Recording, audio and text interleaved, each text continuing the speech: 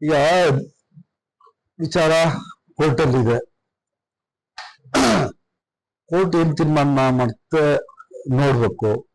ಯಾವ ಕೋರ್ಟ್ನು ಸಿದ್ದರಾಮಯ್ಯನವ್ರಿಗೆ ರಾಜೀನಾಮೆ ಕೊಡಿ ಅಂತ ಹೇಳಿಲ್ಲ.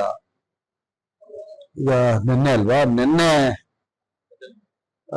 ನಿನ್ನೆ ಪರ್ವತಮ್ಮನವರು ಸ್ವಇಚ್ಛೆಯಿಂದ ನನ್ನಿಂದ ನನ್ನ ಪತಿಯವರಿಗೆ ಆಘಾತ ಆಗಿದೆ, ನೋವಾಗಿದೆ, ಅವ್ರದ್ದು ರಾಜಕೀಯ ಜೀವನ ಎಲ್ಲೂ ಕಪ್ಪು ಚುಕ್ಕೆ ಇಲ್ದಂತಹದ್ದು, ನ್ಯಾಯಯುತವಾಗಿ ನನಗೆ ಸೈಟ್ಸ್ ಬಂದಿದ್ರು ಸಹ ಇದೇ ಸೈಟ್ಗಳಿಂದ ಅವರಿಗೆ ವಿರೋಧ ಪಕ್ಷಗಳು ದಿನ ಅವರಿಗೆ ನೋವುಂಟು ಮಾಡ್ತಾ ಇದೆ ಅಂತ ಹೇಳಿ ತಮ್ಮ ಪತ್ರದಲ್ಲಿ ಉಲ್ಲೇಖ ಮಾಡಿ ನಿನ್ನೆ ದಿವಸ ಅವರು ತಮಗೆ ಮೂಡಾಯಿಂದ ನ್ಯಾಯಯುತವಾಗಿ ಕೊಟ್ಟಿದ್ದಂತಹ ಸೈಟ್ಗಳಾದ್ರೂ ಸಹ ನನಗಿದು ಸಹವಾಸ ಬೇಡ, ಈ ಸೈಟ್ಗಳು ನನಗೆ ತೃಣಕ್ಕೆ ಸಮ, ನನ್ನ ಪತಿಯವರ ನೆಮ್ಮದಿ, ಅವರ ಸಚ್ಚಾರಿತ್ರ ನನಗೆ ಮುಖ್ಯ ಅಂತ ಹೇಳಿ ವಾಪಸ್ ಕೊಟ್ಟಿದ್ದಾರೆ.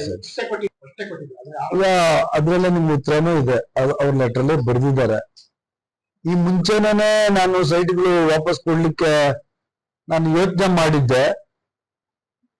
ಆದ್ರೆ ವಿರೋಧ ಪಕ್ಷಗಳು ಸುಮ್ನೆ ನಮ್ಮ ಮೇಲೆ ಆಪಾದನೆ ಮಾಡ್ತಾ ಇದೆ, ಇದನ್ನ ಧೈರ್ಯವಾಗಿ ಎದುರಿಸ್ಬೇಕು ಅಂತ ಹೇಳ್ಬಿಟ್ಟು ನಾನು ಆ ಸೈಟ್ಗಳನ್ನ ವಾಪಸ್ ಕೊಟ್ಟಿರ್ಲಿಲ್ಲ.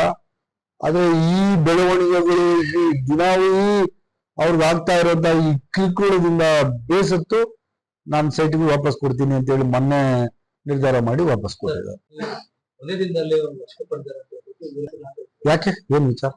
ಸೈಟ್ಸ್ ನೋಡಿ, ಸೈಟ್ಸ್ ನಿಮಿಷ ಕೇಳಿಸ್ಕೊ.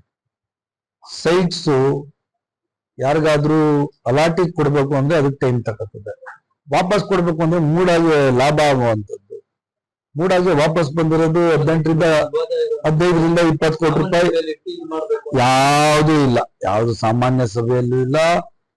ಎಲ್ಲ ಲಾಯರ್ ಕೇಳಿನೇ, ಅರ್ಬನ್ ಡೆವಲಪ್ಮೆಂಟ್ ಕಮಿಷನರ್ ಲಾಯರ್ಸ್ ಕೇಳಿನೇ ಮೂಡಾಗಿ ಲಾಭ ಆಗುವಂತ ವಿಚಾರ. ಮುಂದೆ ಕಾನೂನಾತ್ಮಕವಾಗಿ ಏನ್ ಹೋರಾಟ ಇದೆ, ಏನ್ ಇನ್ವೆಸ್ಟಿಗೇಷನ್ ಇದೆ, ಎನ್ಕ್ವೈರಿ ಇದೆ, ಅದು ನ್ಯಾಚುರಲ್ ಆಗಿ ಆಗ್ತದೆ. ಅದು ಆದ್ರೆ ಯಾವುದೇ ಒಂದು ವ್ಯಕ್ತಿ ನನಗೆ ಬೇಡ, ನನ್ಗೆ ನೀವು ತಗೊಳ್ಳಿ ಸೈಟ್ಸ್ ಅಂದ್ರೆ ಮೂಡಾಗಿ ಇದು ಒಳ್ಳೇದಾಗುವಂತ ವಿಚಾರದಲ್ಲಿ ಕಮಿಷನರ್ ತೀರ್ಮಾನ ತಗೊಂಡಿದ್ದಾರೆ.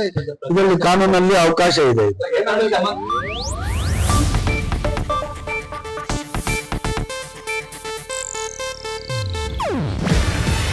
ಇದು ಏಷ್ಯಾನೆಟ್ ನ್ಯೂಸ್ ನೆಟ್ವರ್ಕ್ ಪ್ರಸ್ತುತಿ. ನೀವು ನೋಡ್ತಿದ್ದೀರಾ ಏಷ್ಯಾನೆಟ್ ಸುವರ್ಣ ನ್ಯೂಸ್.